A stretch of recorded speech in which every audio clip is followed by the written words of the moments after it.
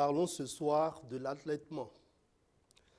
Les mères doivent allaiter dans de meilleurs états possibles. La mère nourrit d'abord l'enfant avec son sang, puis avec son lait. Symboliquement, le sang qui est rouge représente la vie, la force, l'activité, et le lait qui est blanc représente la paix, la pureté. C'est un principe d'harmonie qui vient équilibrer les tendances instinctives représentées par le sang. C'est pourquoi tous les enfants qui ne sont pas nourris par le lait de leur propre mère manquent de quelque chose d'essentiel. Le lait d'autres femmes ou celui des animaux ne contient pas pour l'enfant les mêmes éléments que celui de la mère. La mère qui nourrit son enfant lui donne à travers le lait cet amour et cette tendresse dont il a tellement besoin pour se développer. C'est pourquoi, quand elle est en colère ou mal disposée, elle ne doit pas nourrir l'enfant, mais attendre de retrouver son calme, car ces états négatifs empoisonneraient le lait et l'enfant reçoit alors des éléments qui peuvent le rendre malade, psychiquement et physiquement. Les mères doivent être très vigilantes et se préparer toujours à allaiter l'enfant dans le meilleur état possible. Bonsoir et bienvenue au siège de l'information.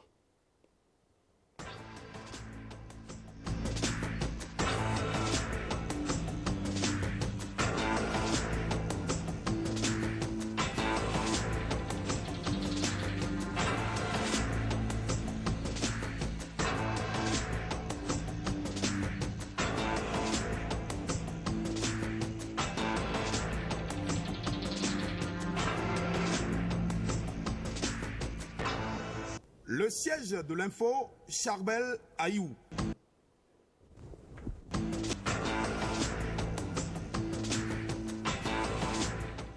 Pluie et crue de nos fleuves au Bénin, plusieurs de nos localités sont dans la détresse totale.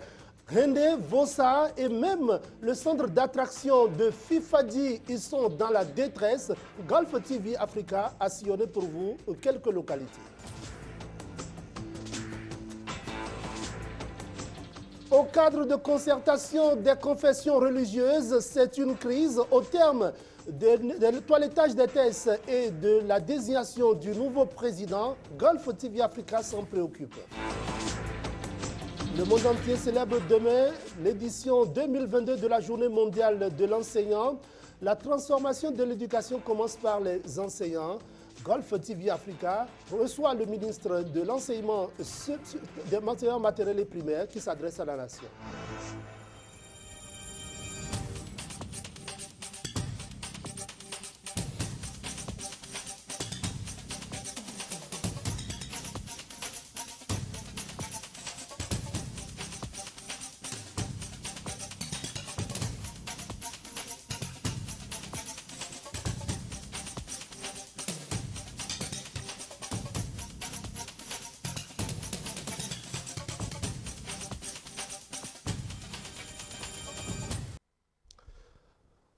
Mesdames, Messieurs, bonsoir. Bienvenue à cette grand-messe de l'information du soir sur Golf TV Africa. C'est le siège de l'information. 90 minutes sur l'ensemble de nos réseaux pour vous faire le point de l'actualité au Bénin, en Afrique et dans le monde. Merci d'être de la partie. Merci de toujours nous préférer. Merci de choisir le siège de l'info pour vous informer. Le centre d'attraction, encore appelé Jardin public de Fifadi, est dans un état de détresse. Ce centre qui offre plusieurs jeux et des activités diversifiées et de détente aux populations est sous les eaux. Une situation qui laisse perplexes riverains et visiteurs au vu du spectacle hautement désolant qui s'observe en dépit des nombreux investissements qui y sont engloutis. Ceci du fait des pluies et de la crue de nos fleuves. Golf TV Africa est descendu sur les lieux. Imaginons. C'est désormais ici que ce héron solitaire, appartenant à la famille des oiseaux échassiers, vient jouer, mais aussi pour se nourrir de petits poissons. Voilà ce qu'est devenu ce joyau de Cotonou appelé le jardin public de Fifadji dans le 9e arrondissement. Tout un investissement à l'eau, ou du moins provisoirement sous l'eau.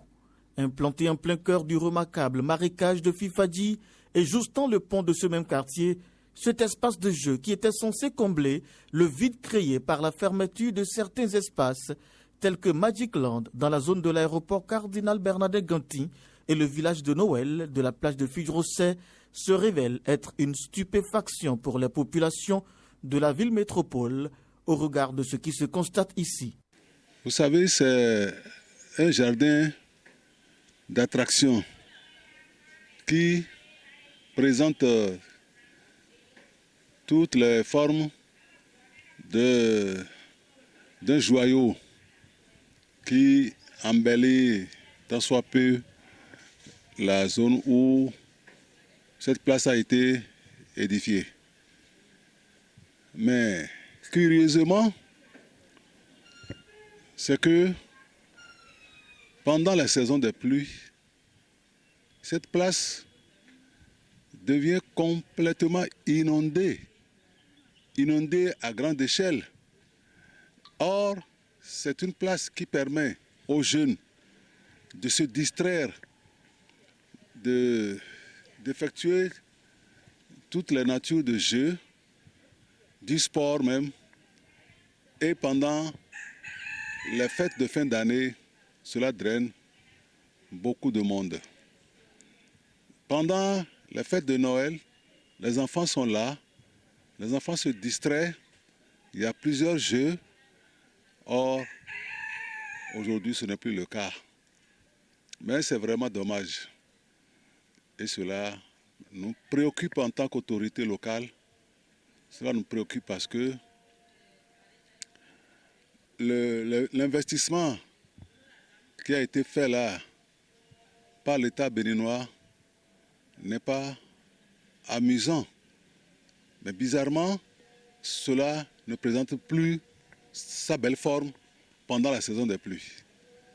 Nous sommes vraiment préoccupés, nous sommes vraiment indignés, je dirais même, parce que la montée de l'eau déborde jusqu'à mettre cette place vraiment dans une situation catastrophique.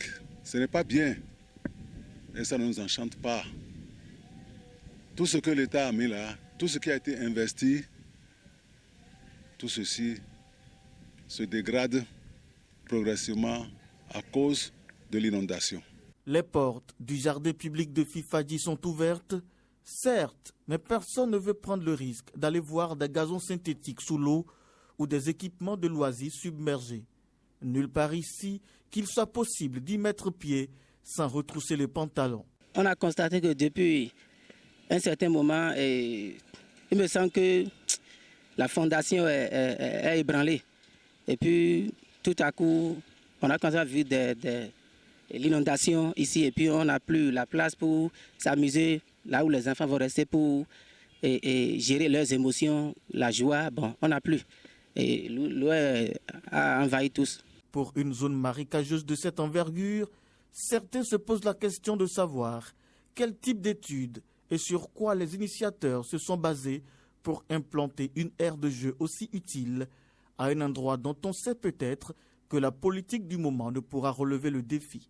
La question reste en suspens, le temps qu'une explication officielle situe chacun. De Fifadji, allons à Hendé, un autre quartier au cœur de Cotonou. Les populations vivent un véritable calvaire par ces temps de pluie et de crue, des inondations sur les voies et même dans les écoles, les habitations, les lieux de commerce. Tout est dans les eaux. Personne ne peut vaquer à ses occupations. Golf TV Africa est descendu sur le terrain. La situation reste hautement désastreuse à un moment où le Bénin célèbre la journée mondiale de l'habitat. Suivez. Des collecteurs d'eau jonchés d'ordures qui débordent et déversent leurs déchets dans l'espace ici à Rendé à Cotonou. Pourtant, on y trouve des hommes, des femmes et même des enfants traverser ces flaques d'eau car n'ayant aucun choix. Quand si lui est vulgarisateur, il n'a pas d'autre choix que désercer dans l'eau. Tout est inondé, c'est pas facile. Jusqu'à ce qu'il faut qu'il y a des gens qui ont mis les bottes là pour pouvoir traverser. Tu ne peux pas passer sans passer dans l'eau. Ce qui est grave, ça passe chaque moment où il y a saison de pluie. Si l'État peut faire quelque chose pour empêcher ça, quand ça arrive comme ça, les enfants ne peuvent pas. Pour aller à l'école, c'est difficile. Les femmes ne peuvent pas aller au marché. Et puis, ce n'est pas bien.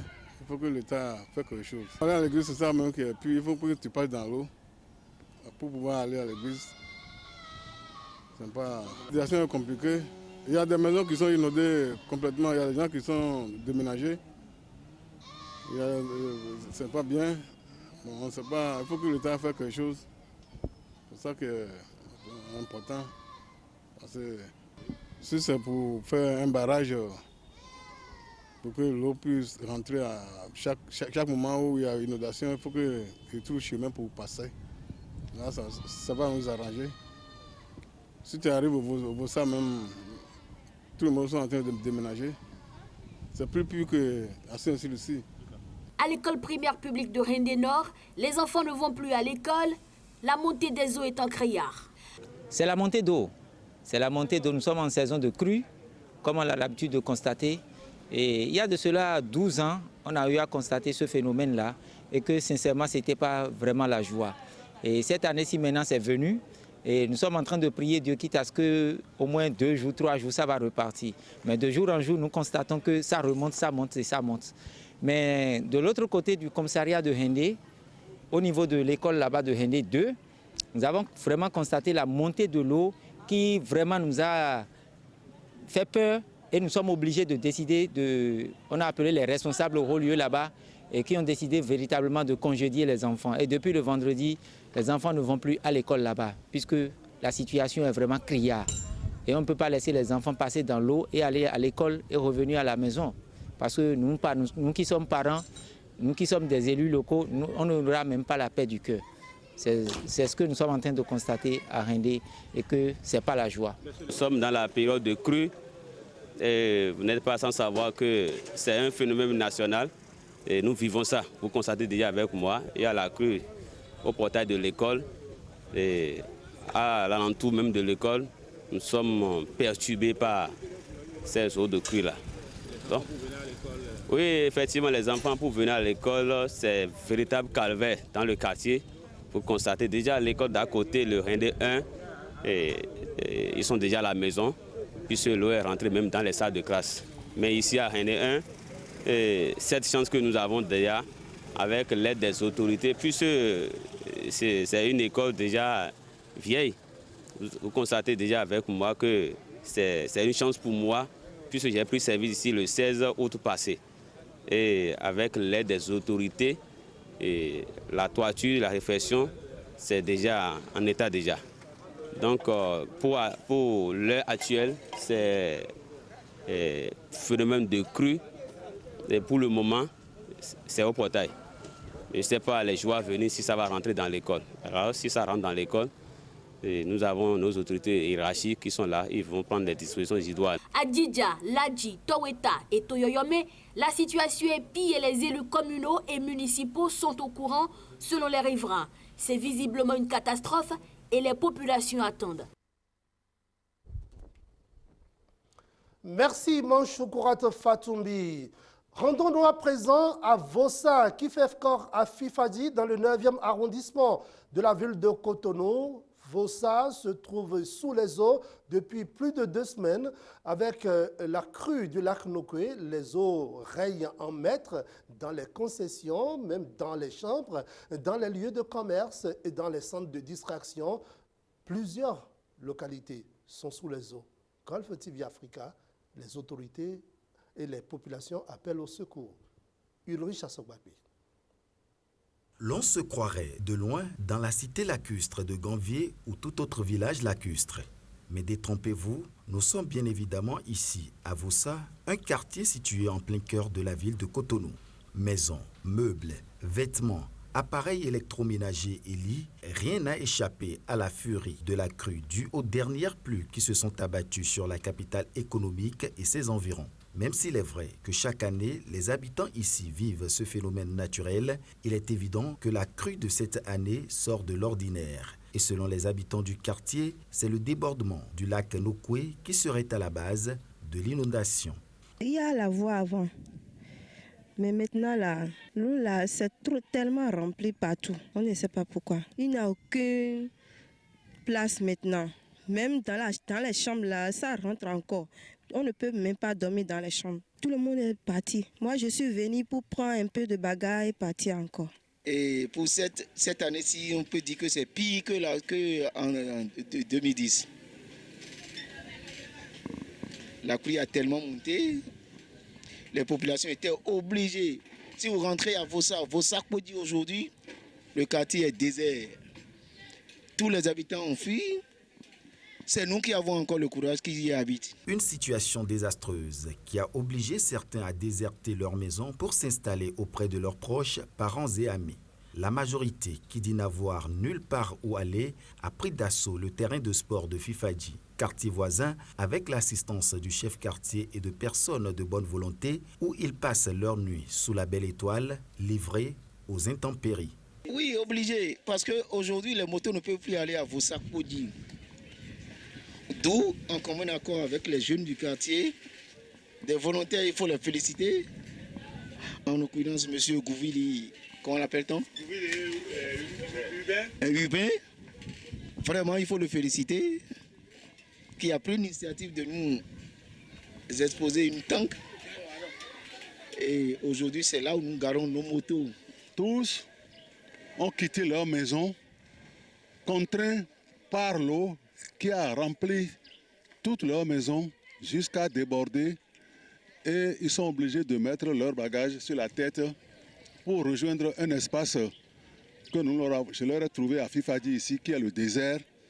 Et ils se sont installés ici désormais depuis 2 semaines et sont en train de vivre leur peine ici.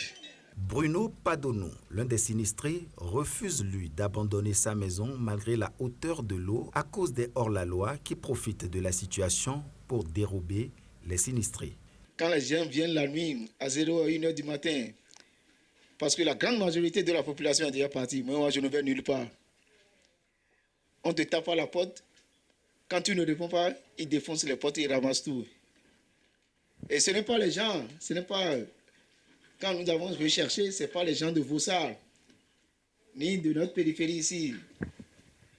C'est nos amis de derrière la lagune qui arrivent, qui se mélangent à tout le monde aujourd'hui pour nous aider à venir à la maison, qui reviennent avec des idées mal intentionnées, faire ce genre de choses. Et on te cambrioline, on te ramasse tout, ta télé, tout le monde. Ce qui fait que nous, on a décidé d'aller nulle part et rester dans l'eau parce que nous savons où envoyer nos bagages parce que on en a tellement qu'on ne sait où envoyer et on est dedans et c'est ça la situation.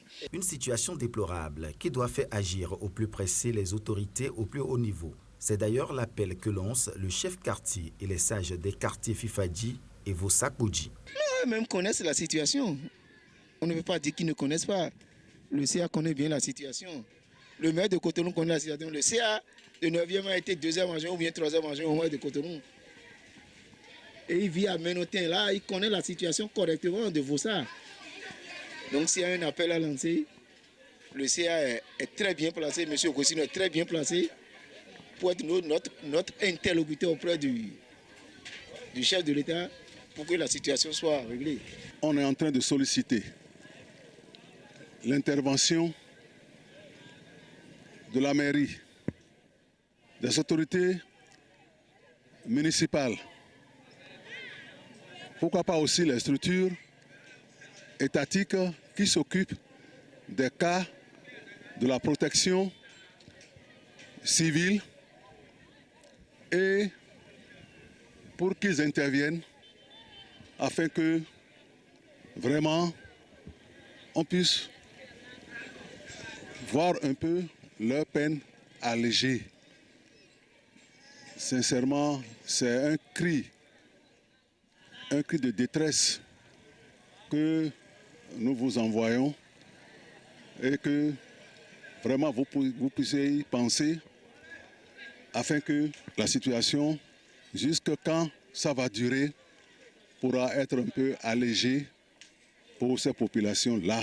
De mémoire d'homme, c'est la deuxième fois qu'une crue aussi intense crée de tels désastres dans le quartier Vossa après celle de 2012. Une crue qui plonge toute une localité dans la misère et le désespoir. Il est temps qu'une solution définitive soit enfin trouvée pour le bonheur des habitants de ce quartier.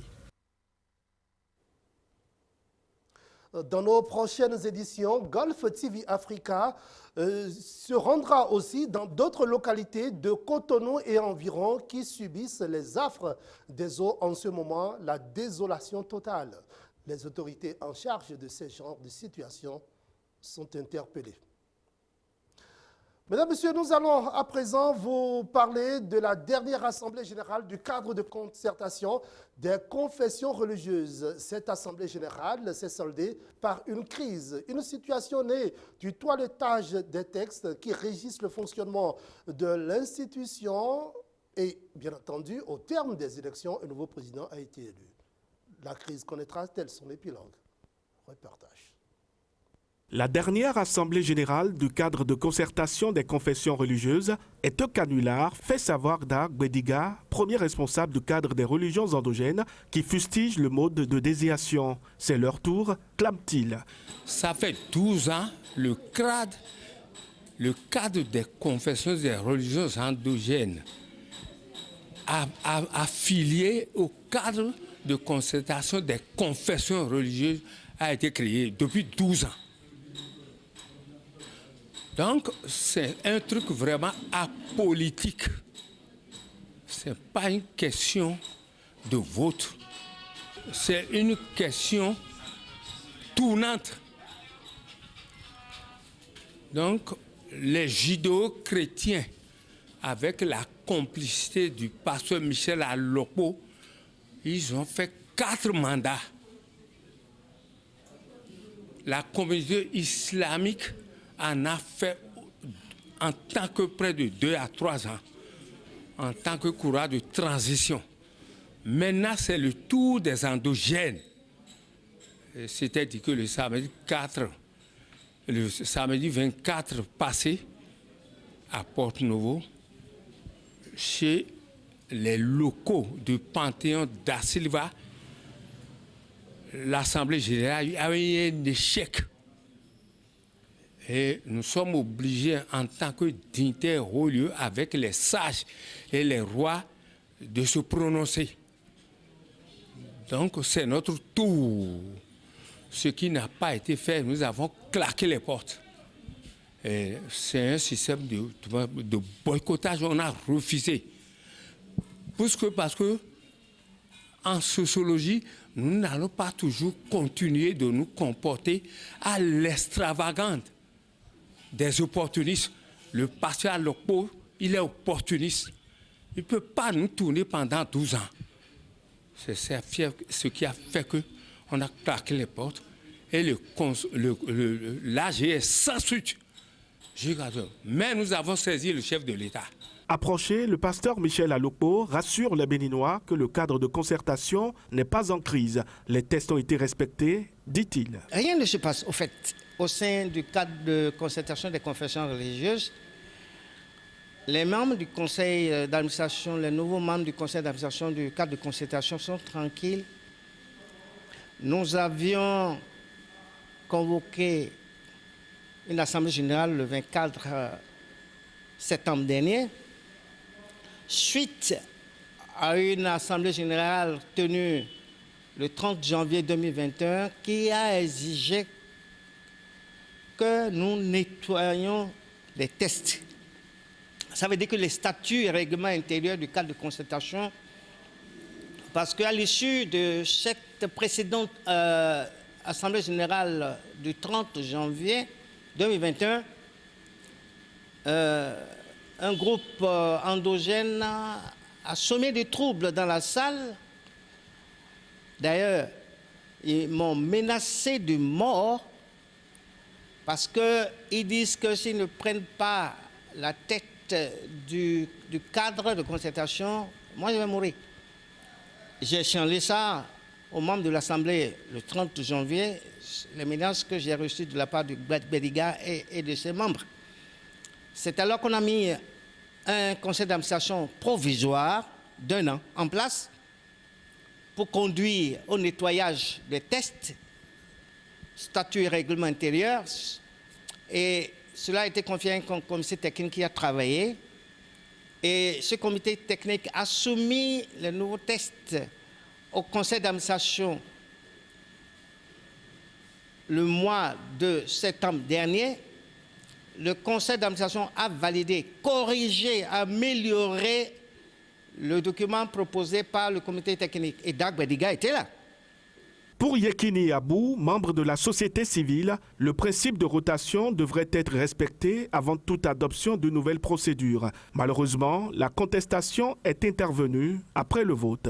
À notre dernière AG, il a été clairement dit dans les oreilles de tout le monde qu'il s'agit d'une plaque tournante et que les endogènes, quand l'imam Asifat aura fini son mandat, ce serait le tour des endogènes pour qu'on finisse d'abord avec ça.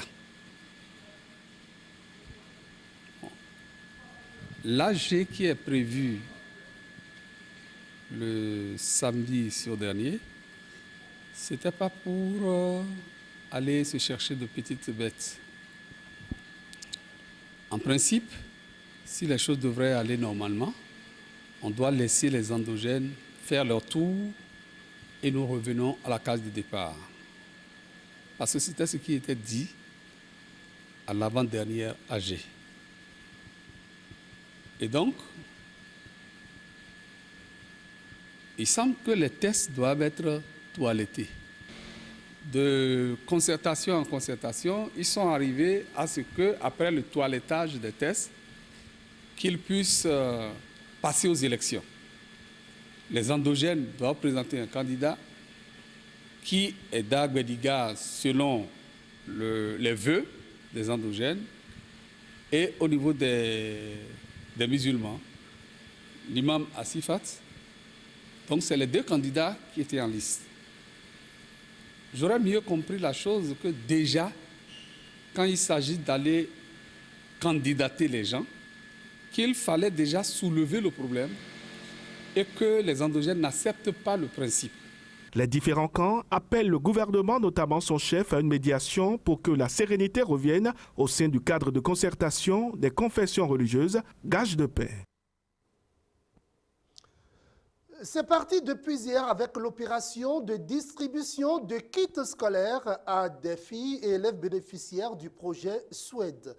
La ministre des Affaires sociales et de la microfinance, les autorités préfectorales et municipales ainsi que les responsables du projet SWED étaient au CEG 1, Collège d'enseignement général 1 d'Ekpé, où 356 filles sont bénéficiaires du projet pour cette édition. Fournitures scolaires, ouvrages au programme, sacs, vêtements kaki sont entre autres les matériels reçus par ces élèves. Gauthier Sédodé, Moukalil Moutabo. Le Collège d'enseignement général 1 d'Ekpé a accueilli lundi la cérémonie de lancement officiel de la 3e édition de distribution de kits scolaires au profit de 30 000 adolescentes et jeunes filles, financées par la Banque mondiale à travers le projet SWED et appuyée par plusieurs autres partenaires. Cette initiative à caractère social du gouvernement béninois profite à 355 écolières et élèves en situation difficile dans cet arrondissement de Semenkoudji. Cette année, à Ekpé, 356 filles seront bénéficiaires de kits scolaires pour le compte de l'édition 2022-2023. Ces kits, composés de fournitures scolaires, d'ouvrages au programme, de sacs solaires, de kits d'hygiène et d'un kaki confectionné en majorité par les bénéficiaires du projet SWEN, doté récemment de machines et de kits de couture, est un appui fort du gouvernement béninois pour améliorer les conditions de vie et d'apprentissage des filles vulnérables. À la suite du département de l'Atlantique et du littoral, c'est le tour de celui de Lomé d'accueillir la 3e édition. La cérémonie qui nous réunit ici et aujourd'hui souligne toute l'importance que le gouvernement de son Excellence, le président Patrice Talon, accorde à la question de l'éducation en général, mais plus précisément à celle des filles. Le ministre des Enseignements secondaires techniques et de la formation professionnelle, par ma voix, vous remercie. Et remercie également la Banque mondiale pour le financement du projet SWED au Bénin. Cette activité est le début d'une série de campagnes de distribution qui se déroulera sur l'ensemble du territoire pour couvrir les 77 communes de notre pays.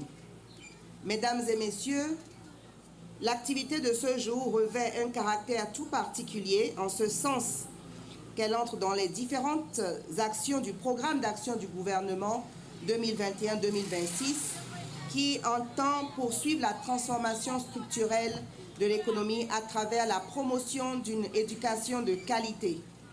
Il s'agit d'une priorité pour le chef de l'État, le président Patrice Talon, afin de lutter contre la non-scolarisation et la déscolarisation des filles qui, parfois, pour faute de moyens des parents, abandonnent l'école. Le maire de Semekpodji a laissé entendre toute son appréciation de cette opération qui montre l'importance que le gouvernement accorde à l'éducation et au maintien des filles à l'école. Nous voulons rassurer le gouvernement de tout notre engagement à faire le suivi pour un bon usage de ces dons. Nous veillerons que les familles et les communautés soient sensibilisées à l'importance de l'envoi et du maintien des filles à l'école pour un développement durable de notre pays. Seul l'Éternel Dieu saura vous récompenser. God bless you. Enon Chenumi, Akpekaka. Ces kits dont nous bénéficions ce jour vont à coup sûr atténuer les dépenses de nos parents, mais aussi nous permettre de mieux travailler à l'école, de ne plus être victime de décrochage scolaire, mais plutôt d'y rester. 30 000 kits seront distribués dans tout le pays pour le compte de cette 3e édition.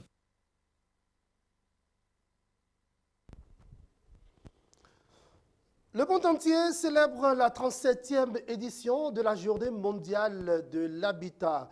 Ce lundi, le Bénin a marqué l'événement par plusieurs manifestations. Dans la matinée, c'est une journée porte ouverte pour montrer au monde entier les activités menées dans différentes structures et directions sous tutelle du ministère du Cadre de Vie. Dans l'après-midi, il a été question du bilan des actions et des perspectives. Le thème retenu cette année par le Programme des Nations Unies pour le développement pour les établissements humains intitulé « Attention à l'écart » et au Bénin, on retient l'impact du PAG sur les populations des zones défavorisées. On fait le point. C'est la 37e fois que le monde entier célèbre l'habitat. Le premier lundi du mois d'octobre est dédié à l'événement et le Bénin n'est pas resté en marge. Cette journée est en effet dédiée à l'événement pour apprécier le devenir de l'être humain dans son cadre de vie et surtout en ville alors que la population urbaine s'accroît de plus en plus. L'ONU Habitat retient comme thème « Attention à l'écart » et le Bénin décide de la thématique intitulée « Impact du programme d'action du gouvernement PAG sur les populations des zones défavorisées ». Le thème universel a été bien choisi puisqu'il nous invite à faire attention à l'écart. Et au Bénin, il n'y a pas d'écart puisque le PAG agit simultanément sur toutes les zones. Et c'est d'ailleurs sans humour ou sans cynisme que je dirais que pendant longtemps, l'habitat, l'environnement ont été laissés pour compte Et donc, le travail qui se fait simultanément sur toutes les zones, de sorte qu'il n'est pas évident aujourd'hui de distinguer une zone défavorisée par rapport à une qui serait favorisée. À l'occasion de ces manifestations officielles, il est prévu un panel de haut niveau sur le thème national qui essayera de mettre en exergue la prise en compte des populations des zones défavorisées dans la mise en œuvre du programme d'action du gouvernement. Ainsi, outre le cadre de vie dont quelques réalisations seront projetées tout à l'heure à travers un visuel, dans les autres secteurs comme la santé, l'énergie et l'eau, il sera mis l'accent sur la nécessité d'assurer la sécurité et éliminer la discrimination et toutes les formes de violence. Il faudra garantir un accès sûr et égal pour tous aux infrastructures physiques et sociaux et aux services de base. Le ministre du Cadre de Vie non seulement était à la cérémonie d'ouverture de la journée Portes ouvertes dans la matinée, il a également coordonné avec beaucoup de satisfaction la rencontre consacrée au bilan des actions de 2016 à ce jour dans le secteur. La célébration de la journée mondiale de l'habitat nous donne chaque année l'occasion de nous pencher sur l'état et la qualité des établissements humains que nous considérons depuis 2016 au Bénin comme notre cadre de vie, à juste titre. Le thème de l'année 2022, Mind the Gap, No One and No Place Behind, se décline en français, attention à l'écart, combler le fossé, ne laisser personne ni aucun lieu de côté. Nous impose de braquer nos projecteurs de gouvernance et d'action sur l'inégalité croissante des conditions de vie dans le monde, et particulièrement en Afrique.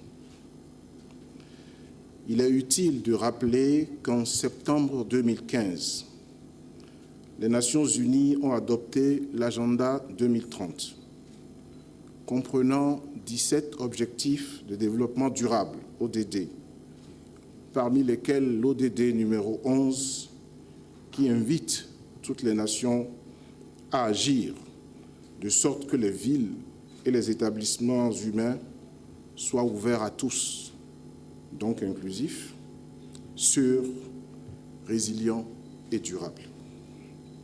Au cours de cette célébration, des décisions sur différents aspects de l'habitat humain ont été prises. De l'énergie au transport, en passant par le logement décent ou encore l'eau, la qualité de l'air et la meilleure gestion des déchets, on a noté des réajustements. Et c'est dans ce contexte de célébration de la Journée mondiale de l'habitat que plusieurs localités de notre pays et même des localités à Cotonou sont sous les eaux. Il y a à peine quelques jours, Golf TV Africa est allé réaliser à l'école primaire publique Gadnon de Parakou. Il s'agissait d'une salle de classe dans un état critique. Finalement, la dite classe s'est effondrée en plein cours. 3 enfants ont été blessés et transportés d'urgence à l'hôpital. Heureusement, leur état est récupérable, il n'y a pas eu de perte en vies humaines. Fidèle Ezimbaba, notre correspondant permanent dans les départements du Septentrion, s'est une fois encore rendu sur les lieux. Imaginons. Nous avons eu donc à tirer sur la sonnette d'alarme par rapport à cette classe qui n'est pas commode et dans laquelle se trouvent des élèves, des apprenants d'un certain âge, comme si on avait vu donc le danger venir. Finalement, effectivement, comme cela a circulé sur les réseaux sociaux depuis déjà ce matin du mardi 4 octobre 2022, cette classe s'est effondrée. Malheureusement, elle s'est effondrée pendant que les élèves y étaient et le maître, l'enseignant qui dispensait son cours également. La classe s'est effondrée, je veux dire la toiture ou que dis-je, la tôle qui servait de salle de classe s'est effondrée et on a enregistré des blessés, nous avons enregistré des blessés dans cette salle, des enfants qui ont été blessés et qui ont été transportés tout de suite à l'hôpital, dans un centre de santé. Mais alors, il y avait un cas qui était assez grave, qui a été référé au CHUD Borgou à Libori. Mais de tout ce que nous avons comme information, c'est vrai que la santé de ces enfants est stable jusque-là. Il n'y a pas de perte en vies humaines, heureusement. Mais c'est à déplorer quand même cette situation où cette salle de classe à l'école primaire publique Ganon s'est effondrée alors que la directrice de cette école était en train d'alerter depuis l'année dernière. Nous avons eu à faire un reportage ici et le dernier reportage, c'est celui qui passe il y a encore quelques jours sur nos antennes Golf TV. Mais malheureusement, le pire, ce qui est à craindre est arrivé avec moins de conséquences. Voilà, c'est vrai que les conséquences ne sont pas assez grandes, mais j'ai toujours avec moi la directrice de cette école et nous allons lui poser quelques questions. Ah oui, comme vous le constatez, très tôt ce matin, on était là. Bon, j'étais dans ma classe en train de travailler déjà quand j'ai entendu un bruit qui m'a fait sursauter de ma classe. Et puis j'ai constaté que la toiture s'est affaissée sur les élèves de cette classe. Quel ce... Ah oui, on était obligés de secourir un tant soit peu les enfants tout en soulevant la toiture pour permettre aux enfants de vider les lieux. Mais il s'est fait que 3 d'entre eux ont été victimes quand même de blessures. À ne pas négliger, quoi. D'où on les a amenés dans un centre de santé et c'est là que le centre a référé un au CHD Borgou. Et par la suite, ils ont prescrit des choses, la radio, les produits. Nous avons essayé de tout faire et on nous a libérés par la suite. Je ne peux pas quand même voir les enfants, les âmes innocentes et ne pas réagir. Je rends grâce, je remercie beaucoup Dieu qui a voulu que j'ai au moins quelque chose dans ma poche qui a servi à les soigner. Donc c'est une grâce. Je lance, comme d'habitude, j'ai écrit à la mairie, j'ai fait le suivi, j'ai le cachet de la mairie dans mon cahier de transmission, j'ai fait ampliation à mon CRP, donc lui-même doit avoir une copie. Mais la mairie n'a pas répondu à mon appel. Je pense qu'avec ce qui s'est passé maintenant, s'ils peuvent nous faire grâce à notre école et venir nous secourir, ce serait mieux. Vous avez entendu, vous avez écouté la directrice de cette école qui nous a dit donc, qui nous rassure quand même de l'état de ces enfants qui sont blessés. C'est vrai que la situation est quand même à déplorer, mais il va falloir que quelque chose soit fait très tôt afin que ces enfants quand même, parce que là, c'est qu'il y a un handicap déjà, une classe qui n'a pas de toiture, donc ces élèves ne pourront pas du tout suivre les cours pour le moment, du moins c'est en tout cas pas dans des situations confortables, pas dans des conditions confortables. Et là, nous avons réussi à avoir un parent, un des élèves blessés, celui qui a été d'ailleurs transporté au CHUD Borgou. Et elle est là, nous avons quelques questions à lui poser.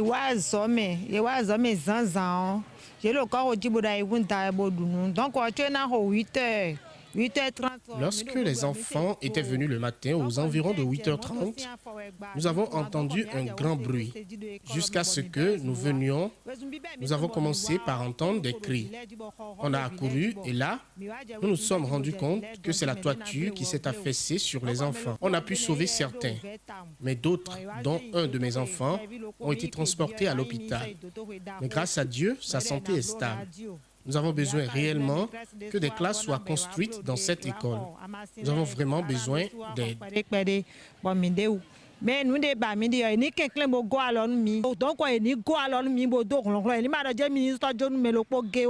Avant notre arrivée, c'est vrai que la toiture qui s'est affaissée a été dégagée et vous pouvez déjà constater dans mon dos donc cette salle de classe et les bancs sur lesquels les élèves s'asseyaient pour suivre les cours. Et lorsqu'on constate également l'état des bois qui servaient de toiture pour cette salle de classe, on peut comprendre que cet accident soit survenu parce que ces bois ne sont plus du tout en état. Donc, c'est-à-dire donc que les autorités sur le plan communal doivent normalement essayer de prendre cette situation à bras le corps pour réagir, pour que ces enfants puissent aller à l'école dans de meilleures conditions. Également, je pense que c'est une situation qui interpelle beaucoup de personnes. Et voilà donc, on espère donc que des cas comme ça ne vont plus survenir. Voilà, merci Fidèle Zimbaba. Mesdames, Messieurs, nous allons rester dans le secteur éducatif pour vous dire que le monde entier va célébrer demain l'édition 2022 de la Journée mondiale de l'enseignant. Nous en sommes cette année à la 29e édition. La transformation de l'éducation commence avec les enseignants. Ce sera l'occasion de réfléchir sur la place de l'enseignant en tant que vecteur des valeurs sociétales. À la veille de l'événement, Salimane Karim, ministre des Enseignements maternels et primaires, chef de file des ministres en charge de l'éducation, s'est adressé à la nation et particulièrement aux acteurs du système éducatif. Suivez ici un extrait de ses propos.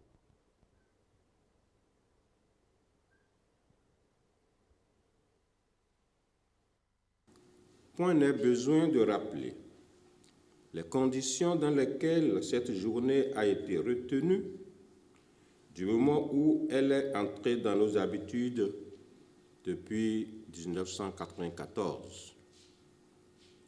Toutefois, qu'il me soit permis de rendre hommage aux initiateurs que sont l'Organisation des Nations Unies pour la science, la culture et l'éducation, l'UNESCO, et l'Organisation internationale du travail, OIT, soucieuse de la condition du personnel enseignant.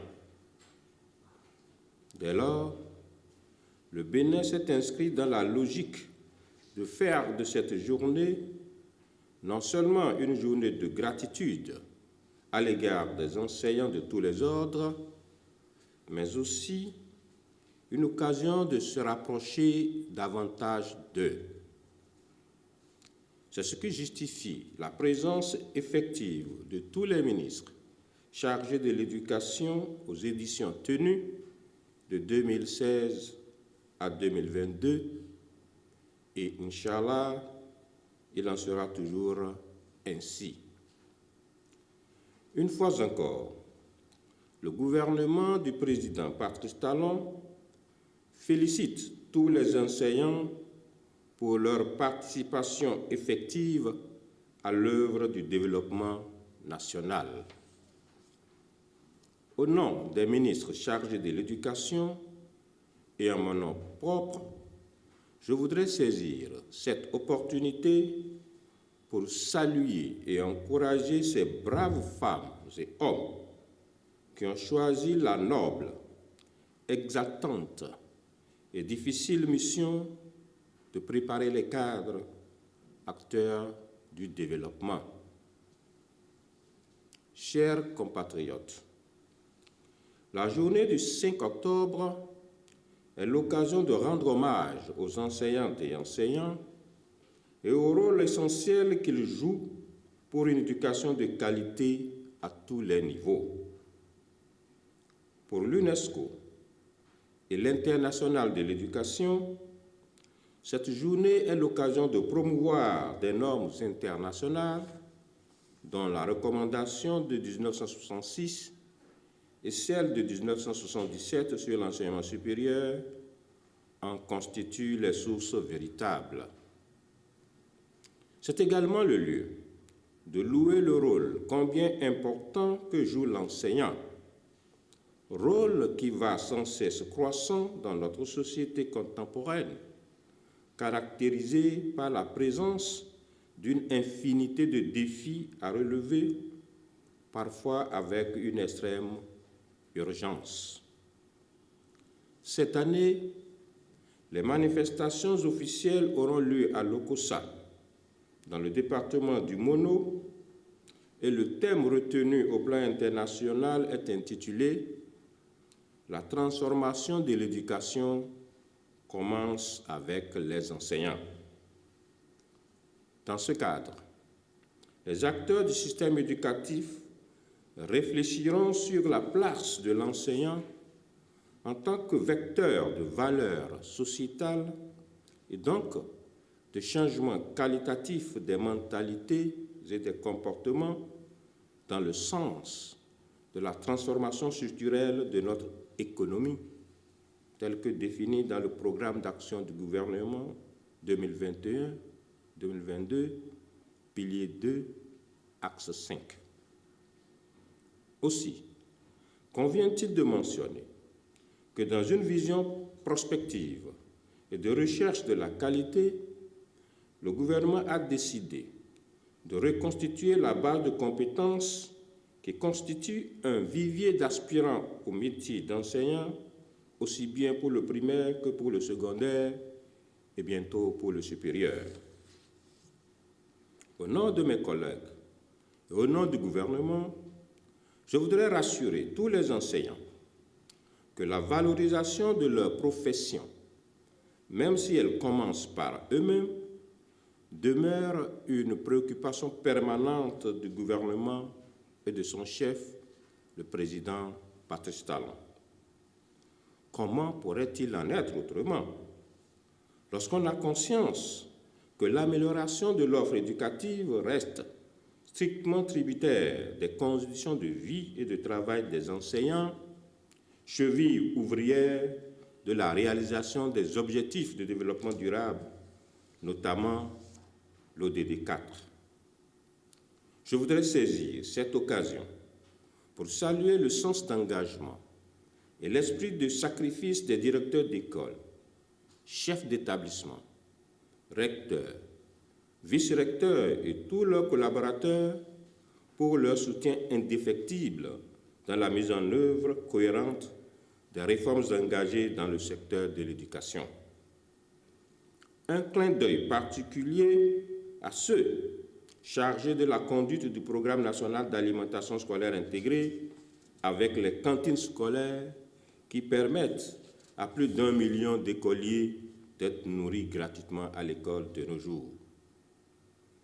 Avec l'espoir que nous achèverons l'année scolaire et universitaire 2022-2023 qui vient de commencer sous de bons auspices, je souhaite à toutes les enseignantes et à tous les enseignants du Bénin, à leurs familles et à tous leurs proches une joyeuse journée festive.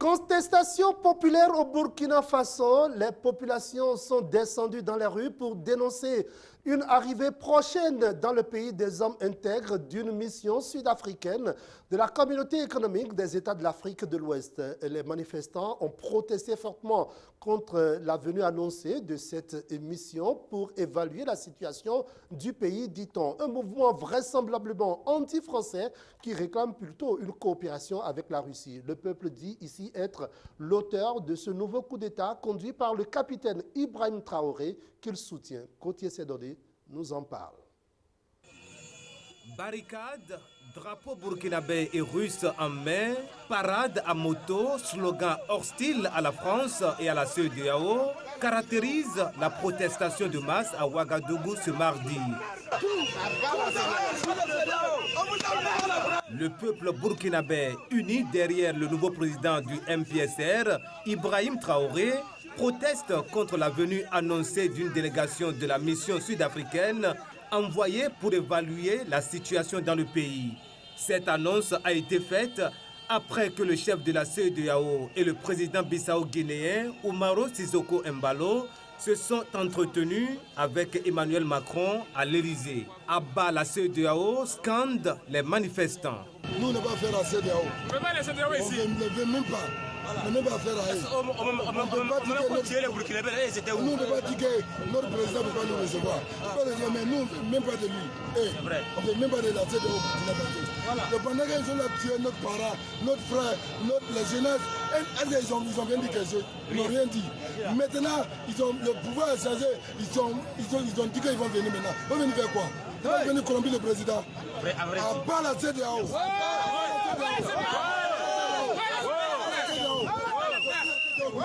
Ça c'est vrai. Nous, on moyen nos pays là. Ça c'est le Regardez nos pays là avec nous. Nous, on moyen nos pays. Si ils veulent là, regardez les États non, ils vont nous croiser. C'est nous-mêmes qui sommes les militaires à l'air là. C'est là c'est le travail. Mais nous sommes des militaires, vrais militaires à l'air. Le coup d'État là, c'est pas le coup d'État des militaires, c'est la population qui a fait le coup d'État. Donc si la CEDEAO même devrait même croiser, normalement c'est la population qui doit croiser. C'est nous qui avons la parole à la CEDEAO. Ibrahim Traoré n'est pas là, il n'a pas la parole à la CEDEAO. Il a venu uniquement pour travailler. Nous, il n'a pas venu pour avoir la présidentielle. Parce que nous on dit qu'à la présidentielle, le régime n'a qu'à être premier à la présidentielle d'abord, avant qu'il va s'asseoir. Il n'a qu'à venir travailler. Dans 2 mois, le territoire de Burkina Faso doit être reconquête. Le peuple, rassuré par la gestion stratégique de la situation au Burkina Faso depuis vendredi, par le nouvel homme fort, avec un couvre-feu levé au plus tôt et un bain de sang évité, dit non à une collaboration avec la France et réclame la Russie. C'est la Russie, nous on fait, nous ne pas la France. C'est vrai. Voilà, la France, c'est un pion qui nous garde. Nous, tant qu'on n'est pas la France, on ne comprend même pas la France. Nous, on ne veut même pas la France au Burkina Faso. Tout simplement, le Burkina Faso, c'est un pays sous-préfecture. C'est un pays sous-préfecture qu'un commandant peut aller coucher pour son commandant.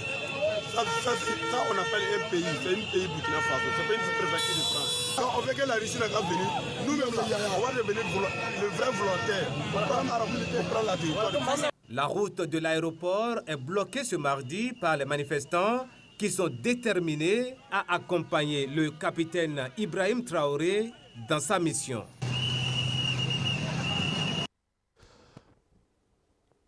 Le Burkina Faso a donc été secoué le week-end dernier par un deuxième coup d'État en l'espace de 9 mois. Le lieutenant-colonel Paul-Henri Damiba Sandaogo, a été destitué et remplacé par le capitaine Traoré Ibrahim le vendredi dernier. L'ancien chef de la junte burkinabé déchu a accepté de démissionner dimanche 2 octobre. L'ambassade de France a été prise pour cible par des manifestants. On fait le point.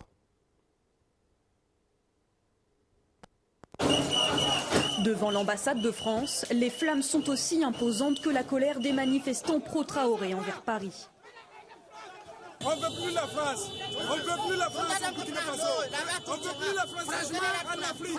Selon des rumeurs, le colonel déchu Paul-Henri Damiba serait protégé par l'Hexagone, à l'image de Blaise Compaoré en 2014, exfiltré par l'armée française pour lui éviter un lynchage public et un procès.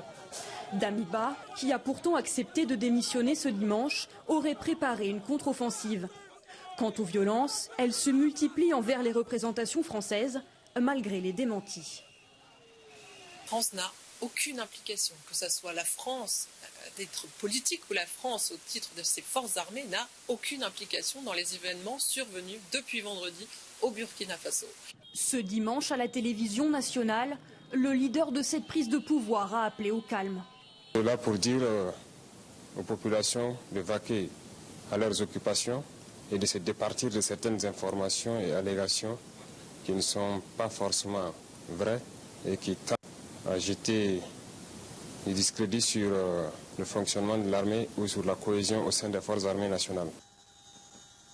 Cette colère envers Paris n'est pas nouvelle. Colonialiste, impérialiste, c'est ainsi qu'est perçue la présence française par de nombreux Burkinabés. Notamment en raison de son implantation militaire au Sahel, avec les forces Serval puis Barkhane, accusées de dominer l'État et l'armée nationale, sans pour autant réussir à neutraliser les djihadistes dans la région. Une situation difficile à vivre pour une partie de la population qui estime que Paris maintient le chaos volontairement. Face à ce sentiment d'insécurité, celui qui est devenu de facto le nouveau chef de l'État burkinabé veut aller de l'avant. Il faut changer le rythme, il faut aller vite. Tout le pays, c'est de l'urgence. Donc chacun à son niveau doit pouvoir aller plus vite et abandonner les lourdeurs administratives inutiles là. Je ne pourrais même pas citer tel point où il faut être rapide. C'est tous les points. Au Burkina, tout est urgent. De la sécurité à la défense, à la santé, à l'action sociale, à l'infrastructure, tout est urgent. On va devoir aller vite. Mali, Sénégal, Côte d'Ivoire, l'influence française sur ces ex-colonies semble en nette perte de vitesse. Désormais, certains manifestants réclament le développement d'une coopération militaire avec la Russie. Venues des quatre coins de la Tunisie, des ouvrières agricoles sont venues manifester dans la capitale Tunis pour dénoncer leurs pénibles conditions de travail. Elles réclament notamment un meilleur salaire et une couverture sociale. Reportage. Nous ne nous tairons plus. Le message est clair de la part de ces ouvrières agricoles venues en bus depuis les régions les plus reculées du pays pour manifester leur désarroi et leur colère dans la capitale. Le visage fatigué, les traits tirés, elles portent en elles la pénibilité d'un travail rarement reconnu ou salué. Ces oubliées du pays, comme elles se sont présentées, sont venues par dizaines pour dénoncer leurs conditions de travail.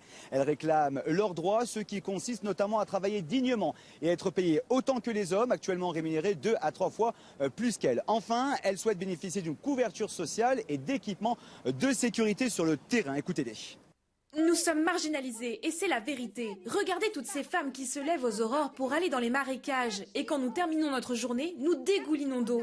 Beaucoup d'entre elles tombent et se blessent. Certaines ont développé des maladies et tout le monde s'en fout. Le minimum que nous souhaitons, c'est une couverture sociale. Pour moi, c'est la seule chose que je demande. Nous sommes tunisiennes, nous aussi, c'est notre droit de vivre comme les autres dans ce pays. Si eux peuvent bénéficier du minimum, alors nous aussi nous avons le droit. Et si ce n'est pas pour nous, au moins pour nos enfants. Nous n'avons rien, ni droit, ni rien du tout. Et quand je ne dis rien, c'est rien. Surtout nous, les femmes de la région du Sidi Bouzid. Et je ne vous parle pas de nos responsables locaux que nous voyons juste en période d'élection. Mais sinon, au quotidien, quand nous avons besoin d'eux, ils sont aux abonnés absents. Ils ne savent pas dans quelles conditions nous travaillons. Ils ne savent pas dans quelle galère nous vivons. Il y a parmi nous des femmes mariées avec des enfants et elles sont obligées de laisser leurs petits seuls à la maison, sans savoir ce qui peut leur arriver pendant leur absence. Ces malheureuses ignorent tout de leurs enfants pendant leur absence. C'est une situation catastrophique. Vous ne pouvez pas imaginer. Je pars travailler très tôt le matin jusqu'au milieu de l'après-midi. Je vais cueillir et ramasser des tomates, des concombres, des pommes de terre. Nous portons tout sur notre dos. Nous marchons parfois 3 voire 4 kilomètres à pied aller-retour. Nous sommes épuisés. La seule chose que nous demandons, c'est nos droits. Souvent marginalisées par les employeurs, les autorités et même les chauffeurs qui les conduisent sur les champs, ces femmes sont souvent victimes de violences physiques ou verbales et même de harcèlement. Certaines nous ont confié se lever à 4 heures du matin, travailler 12 heures dans les champs ou dans les marécages sans protection, ni gants, ni bottes pour toucher à peine 10 dinars par jour, l'équivalent de 3 €. Pour les associations qui les soutiennent, les autorités doivent prendre leurs responsabilités, à commencer par le ministère de l'Agriculture qui doit reconnaître leur statut, encadrer leur activité et leur assurer protection et sécurité. Écoutez. Ce rassemblement est à l'initiative des ouvrières agricoles de la ville de Jbeniana qui ont manifesté l'an dernier le même jour pour réclamer en vain leurs droits économiques et sociaux, leurs droits au transport décent, à la sécurité sociale, aux soins et à l'assurance maladie, ainsi qu'à leur reconnaissance par l'État dans le but d'obtenir une carte professionnelle et bien d'autres droits. Leur précarité conduit souvent à la marginalisation et l'exploitation de ces femmes. Il est vrai que des syndicats ont été dans les villes de Jbeniana et Sidi Bouzid et dans d'autres villes, mais à ce jour, nous ne comprenons pas pourquoi elles n'ont toujours pas commencé à travailler. Elles restent ainsi en stand-by. Ce que nous demandons aujourd'hui à l'État, c'est de prendre ses responsabilités dans la protection de ces femmes en définissant une stratégie claire pour ces ouvrières des milieux ruraux livrées à elles-mêmes, en commençant à traiter les dossiers au cas par cas.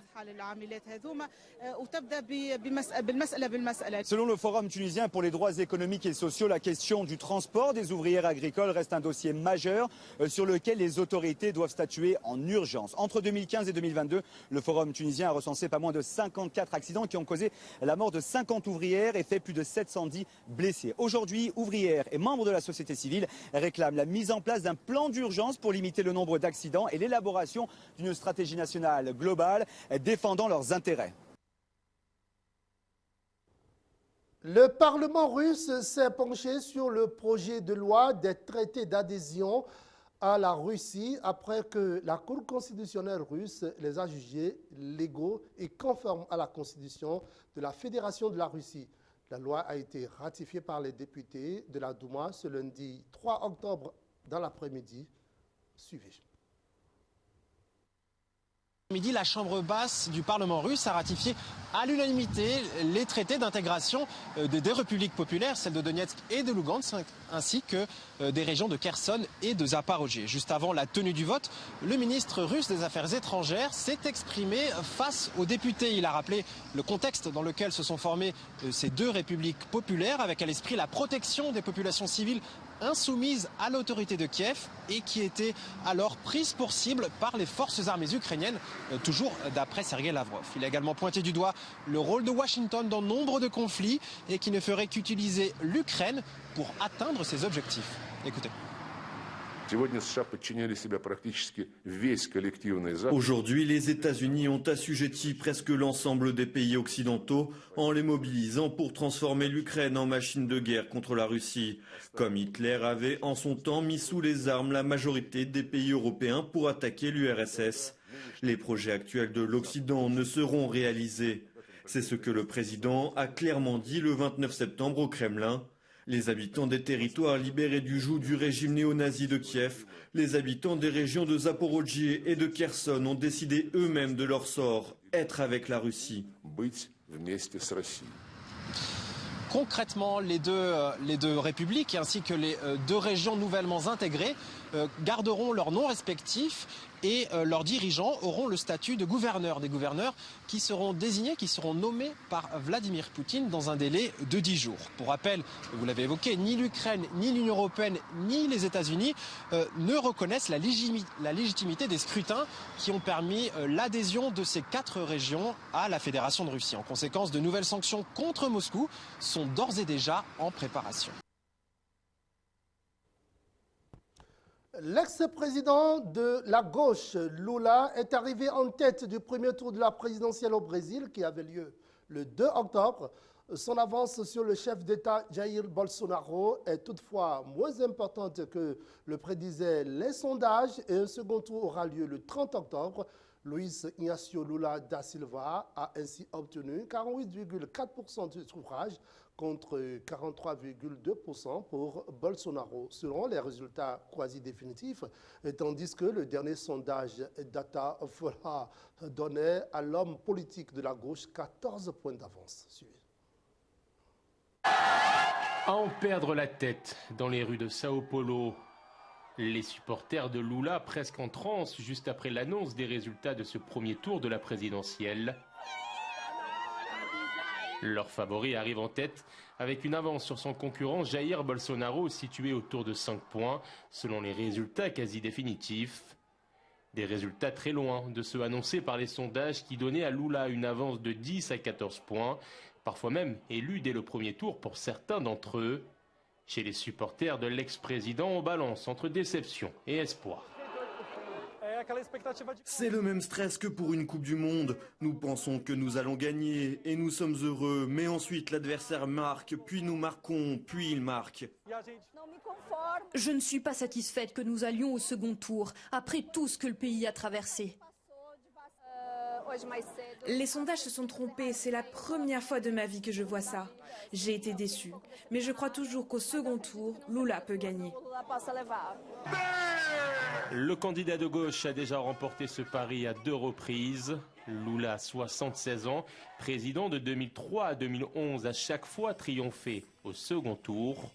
Un retour en grâce tout de même pour l'ex-chef d'État passé par la case prison pendant 1 an et demi, puis blanchi par la Cour suprême dans le cadre d'une affaire de corruption controversée. Ceci n'est qu'une prolongation. Il y a 4 ans, on me considérait comme un être humain qu'on avait jeté hors de la politique. Ser humano jogado fora da política. Ou seja, eu disse Et j'ai dit que je reviendrai plus fort, avec plus de volonté, avec plus de disposition, parce que la seule raison pour laquelle nous cesserons de nous battre, c'est quand nous aurons la conviction que le peuple brésilien pourra compter sur des centaines et des centaines de dirigeants capables de prendre les mesures pour améliorer sa qualité de vie. Un nouveau tacle en l'encontre de son adversaire à l'entame de cette prolongation de 30 jours. En effet, Lula et Bolsonaro sont attendus pour le match retour dans 4 semaines. Jair Bolsonaro, que les sondages annonçaient parfois perdant dès le premier tour, a réitéré son souhait d'effacer ce qu'il présente comme la menace communiste. Nous avons vaincu les mensonges aujourd'hui. Et ce qui m'inquiète, c'est que le Brésil perde sa liberté, que le Brésil fasse des pas vers la gauche, dans la même voie que le Venezuela, l'Argentine, la Colombie, le Chili et le Nicaragua. C'est ce qui m'inquiète, parce que dans ce cas, la première victime est toujours la liberté du peuple. Onde a primeira vítima é a liberdade de povo. Un peuple fracturé au plan politique, avec des électeurs de centre-droit et centre-gauche désormais très courtisés et qui représentent 8 millions de personnes. Lula vise un 3e mandat, Bolsonaro un 2e consécutif. Réponse attendue le dimanche 30 octobre. L'ouragan Ian a balayé le sud des États-Unis la semaine dernière. Le président Joe Biden et la première dame Jill Biden se rendent dans les régions dévastées alors que le pays est sous le choc en raison du nombre de morts, des inondations et destructions causées par la tempête. Suivez. L'ouragan Ian a touché terre mercredi dernier en Floride. Il a été l'un des plus violents jamais enregistrés aux États-Unis. Environ 2,5 millions de personnes avaient reçu des ordres d'évacuation. Classé en catégorie 4, Ian a entraîné des vents atteignant jusqu'à 240 km à l'heure. Des inondations ont suivi et plus de 2 millions de foyers d'entreprises de Floride ont été privés de courant. Selon Ron DeSantis, le gouverneur républicain de Floride, la montée des eaux aurait pu atteindre jusqu'à 3,5 mètres dans certaines régions. Dès le lendemain, le président Joe Biden s'est rendu au siège de la FEMA, l'agence fédérale américaine de gestion des urgences. Cela pourrait être l'ouragan le plus meurtrier de l'histoire de la Floride. Les chiffres ne sont toujours pas clairs, mais nous entendons les premières informations sur ce qui pourrait être une perte de vie importante. Les efforts de sauvetage au niveau fédéral et local se poursuivent, mais l'administration Biden affirme qu'il est tout simplement trop tôt pour fournir un bilan définitif, vu la trajectoire imprévisible qu'a prise l'ouragan quelques heures avant de toucher terre. Diane Criswell, administratrice de la FEMA, était invitée dimanche dans le programme This Week de la chaîne ABC. La reprise va prendre beaucoup de temps, de nombreuses personnes sont touchées, mais nous savons également que nous sommes toujours activement engagés dans la phase de recherche et de sauvetage, en essayant de tenir compte de tous ceux qui se trouvaient sur le passage de l'ouragan et de passer par chaque maison pour nous assurer de n'oublier personne. Les élus républicains de Floride, souvent en désaccord ouvert avec l'administration Biden, louent les opérations de secours menées tant au niveau fédéral que local. La réponse fédérale dès le premier jour a été très positive, comme elle l'a toujours été par le passé, et nous en sommes reconnaissants. La FEMA est la première à intervenir aux États-Unis, avant que les États interviennent. Puis, les États disent à la FEMA, nous avons besoin de ceci ou nous avons besoin de cela. Et c'est le processus sur lequel nous travaillons en ce moment. Mais c'est une mobilisation extraordinaire du corps du génie de l'armée américaine, des gardes-côtes. Je veux dire pratiquement tous les organismes fédéraux disponibles, pas seulement via la FEMA, mais aussi à travers d'autres agences. Des législateurs décrivent bon nombre des zones les plus durement touchées par l'ouragan Ian comme des pertes totales irrécupérables. Ian suit l'ouragan Fiona qui a récemment frappé Porto Rico. Le président Joe Biden et son épouse Jill se rendent ce lundi sur ce territoire américain avant de visiter la Floride mercredi. Voilà. Le président américain Joe Biden et son épouse qui se rendront sur les lieux du désastre causé par l'ouragan Ian. Plusieurs manifestations, mesdames et messieurs, ont eu lieu. C'était le 1er octobre en République allemande, et plus précisément en Cologne, Berlin et Düsseldorf. Ces manifestations afin de protester contre la hausse des prix de l'énergie notamment. Face à la crainte de voir les factures s'envoler à l'approche de l'hiver, le chancelier allemand Olaf Scholz a annoncé un plan de sauvetage de 200 milliards d'euros pour aider les ménages. Suivez. La colère gronde en Allemagne. À Cologne, Berlin ou encore Düsseldorf, ils étaient des centaines rassemblés ce samedi pour protester contre la hausse des prix de l'énergie. Les manifestants qui pointent du doigt la gestion de la crise par le gouvernement. Mais tous ces prix et ces trucs, pour moi, c'est l'échec complet de notre élite supérieure, surtout dans le domaine de la politique. Notre politique n'a pas seulement trop dormi ces 16 dernières années, mais a complètement échoué. Nous faisons une manifestation tous les samedis parce que nous ne sommes pas d'accord avec les politiques actuelles du gouvernement, du pays et du gouvernement fédéral. Nous sommes particulièrement critiques en ce moment contre l'augmentation des prix de l'énergie, l'explosion des prix en général. Tout cela va de travers. De nombreuses entreprises font faillite. Les prix de l'énergie sont très élevés. Que pouvons-nous faire pour les faire baisser? Est-ce que nous voulons aller à la guerre avec des nationalités différentes? Je ne le souhaite pas. Je veux la paix. À cette colère s'ajoute une inquiétude grandissante avec l'arrivée du froid sur le vieux continent. Beaucoup ont peur de ne pas réussir à joindre les deux bouts à la fin du mois, confrontés à des factures énergétiques qui s'envolent. Des inquiétudes qu'Olaf Scholz a tenté d'apaiser un peu plus tôt cette semaine, avec l'annonce d'un plan de sauvetage de 200 milliards d'euros pour soulager les ménages. Nous avons déjà mis en place une mesure pour faire baisser les prix et cela va maintenant être plus facile. C'est le frein au prix de l'électricité, il est en cours de préparation. Cela doit contribuer à ce que les prix de l'énergie baissent maintenant, rapidement et de manière visible pour tous, de sorte que personne ne doive s'inquiéter lorsqu'il pense à l'automne et à l'hiver, lorsqu'il pense à Noël et à l'année prochaine et à la facture. Les factures élevées que certains ont déjà reçues lors du paiement des acomptes pourront également être réduites. C'est l'objectif concret de la mesure et de la promotion que nous nous sommes fixés. Un changement de cap pour Berlin puisque le gouvernement avait annoncé il y a quelques semaines un projet de surtaxe sur le gaz pour soutenir les entreprises. Annonce qui avait suscité un véritable tollé auprès de la population, obligeant le gouvernement à faire machine arrière. L'Allemagne, qui a lancé ce mercredi un 5e projet de terminal flottant. Objectif, se tourner vers l'importation de gaz liquéfié afin de réduire un peu plus sa dépendance au gaz russe. À partir du 1er décembre prochain, ce terminal devrait injecter près de 4,5 milliards de mètres cubes de gaz naturel dans le réseau national.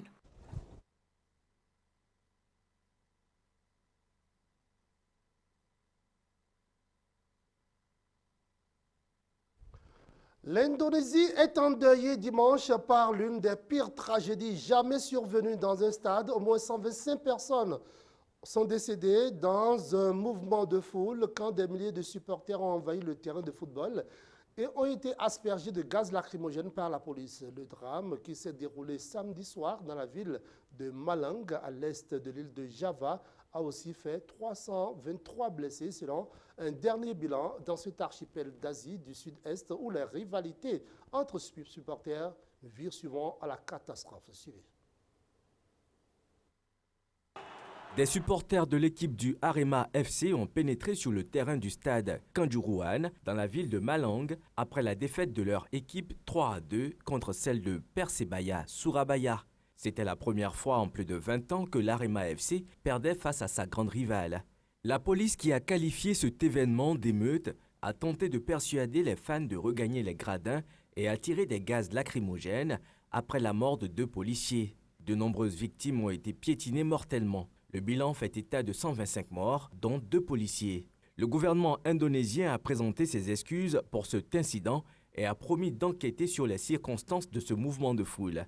Le dimanche 2 octobre 2022, le président indonésien Joko Widodo a ordonné une enquête sur la sécurité des matchs de football dans le pays. Le ministre des Sports et de la Jeunesse, la police nationale et le chef de l'Association nationale du football indonésien doivent mener une évaluation complète des matchs de football et des procédures de sécurité, a déclaré le chef de l'État dans un discours télévisé. Je regrette profondément cette tragédie, a déclaré le président indonésien, qui a demandé l'ouverture d'une enquête et la suspension de tous les matchs. J'espère que cette tragédie liée au football sera la dernière dans notre pays.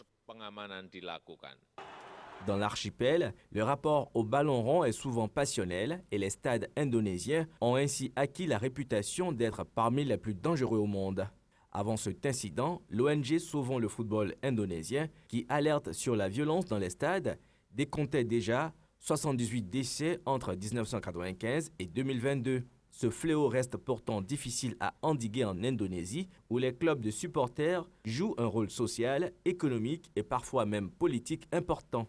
Ainsi, si la ville de Malang, où a eu lieu la tragédie de samedi, reste peu connue au-delà des frontières indonésiennes, ses supporters, eux, ont acquis une certaine réputation, gagnant plusieurs fois le titre de meilleur supporter d'Indonésie, ou bien allant toujours plus loin pour montrer leur loyauté à leur équipe, en brandissant par exemple des bannières d'une taille rarement égalée dans les stades du monde entier.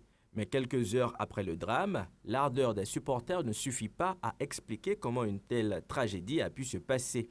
On apprend ainsi au matin du 2 octobre que ce match fatal avait eu lieu la nuit et non l'après-midi, comme c'est normalement le cas dans un stade bondé avec plus de spectateurs que la norme l'autorise. Et ce sera tout pour cette messe de l'information. Mesdames, Messieurs, merci de nous avoir suivis. Retrouvez tout à l'heure à partir de 22 h. Espérons sinon pour l'édition de la nuit. Mesdames, Messieurs, bonsoir chez vous.